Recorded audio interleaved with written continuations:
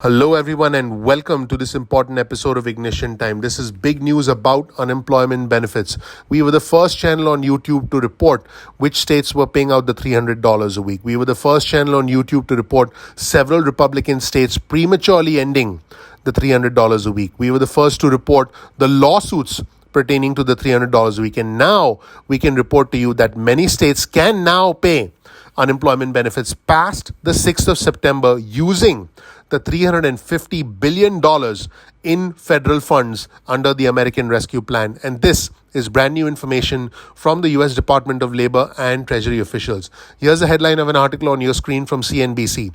States can now pay unemployment benefits past the 6th of September using pandemic funds, according to Labor and Treasury Secretary officials. In fact, $350 billion of pandemic aids had been allocated by Congress and signed into law by the president through the American Rescue Plan. And there are 12 states plus Washington, D.C. that have unemployment benefits above the 5.9% national figure in June.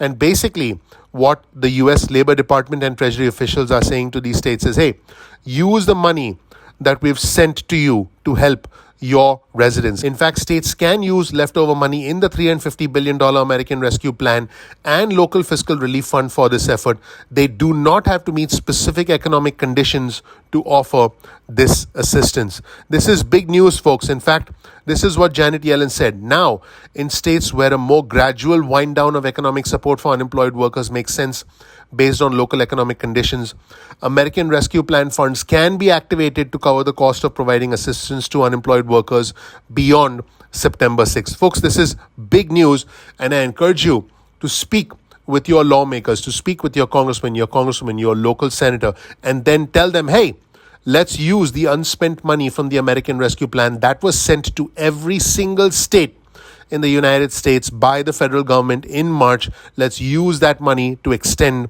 unemployment benefits. So please go ahead and do that. In the meantime, here's another headline on your screen from CNBC. Unemployment benefits will end soon for 7.5 million Americans, but these extended aid programs could help. Folks, so there are other extended aid programs. Let's go through them one by one. The first is the eviction moratorium. In early August, the CDC issued a new federal eviction ban just days after the previous moratorium expired on the 31st of July.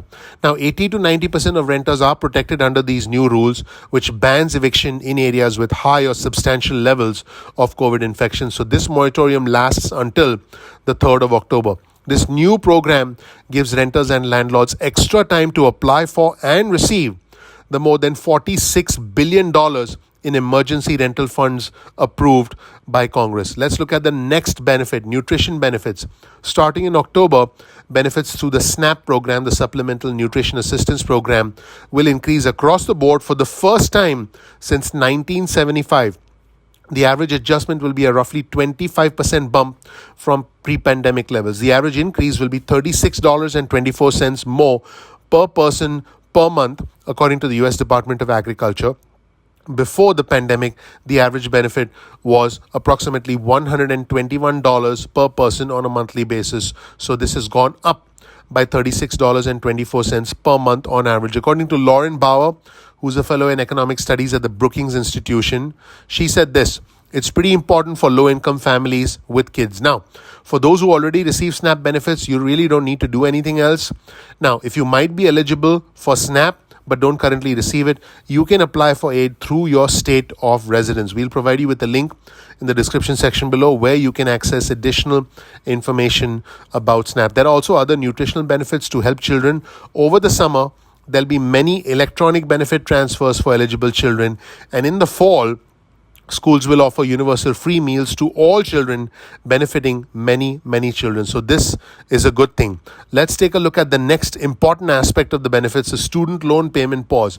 The U.S. Department of Education extended the moratorium on payment and interest on federal student loans one last time through the 31st of January 2022. This means that 42 million students with student debt don't have to make a payment on most federal loans until the start of next year, until February of next year, and they will not see their balances next year. Also, people who are worried that they will not be able to resume payments next year or pay much per month, if they have to resume payments, should check in with their student loan service officers, and you may be able to work out some additional options. And also, the enhanced child tax credit. For those with eligible children, the child tax credit may provide some additional relief as the unemployment insurance ends.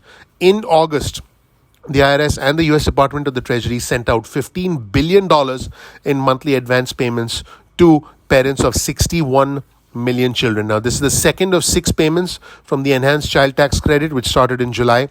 The enhanced credit boosted the existing benefit to $3,000 from the prior $2,000 and added a $600 bonus for kids under the age of 6 for the 2021 tax year. Half of this credit is being sent to families in monthly installments from July through December. For families that do indeed receive the full credit, they'll receive $300 per month for children under the age of 6 and $250 per month for those from the age of 6 through 17. The average payment in August was $428 according to the IRS and Treasury, and families are set to receive 4 more monthly payments through the end of the year and will get the second half of the credit when they file their 2021 tax returns next year. So there could be more aid coming as well. In fact, the $3.5 trillion budget proposal released by the Democrats would make more aid programs. In fact, would specifically benefit low-income workers and those with children. In fact, it would expand the child tax credit, the earned income tax credit, the child and dependent care tax credit, and paid family and medical leave, according to an outline of the plan. It would also extend universal pre-K to 3 and 4-year-old children, expand childcare benefits for working families, and make community college tuition free. So what the Democrats are trying to do is pass all of this in the $3.5 trillion reconciliation bill, and they're also hoping to approve the $1 trillion bipartisan infrastructure plan at the same time. So let me know what you think of all of these expanded benefits. Also, as far as unemployment benefits are concerned, I'll do a more detailed video on our channel very soon about the potential extension of the unemployment benefits beyond September 6th if your state is able to take money from the federal government and then disperse it to you, the recipient, the beneficiary of the unemployment benefit system. I'll do another detailed video about that. Make sure you click like, make sure you click subscribe and enable notifications so that you're instantly notified when I release that important video next on our channel. Thank you so much for watching. My name is Dr. Nitin Choda with Ignition Time. This right here is a little bit of information about me. You'll learn more about who I am, what my journey has been like, and why you should listen to me. I work hard on this channel every single day to bring you the latest news pertaining to the country, the economy, as well as our money. Please click the like button. Please click subscribe. Please enable notifications. A lot of effort goes into the creation and the production of this video content that you see, that you consume in a few minutes on our channel. Hours and hours of effort go into each video behind the scenes. Thank you so much for watching.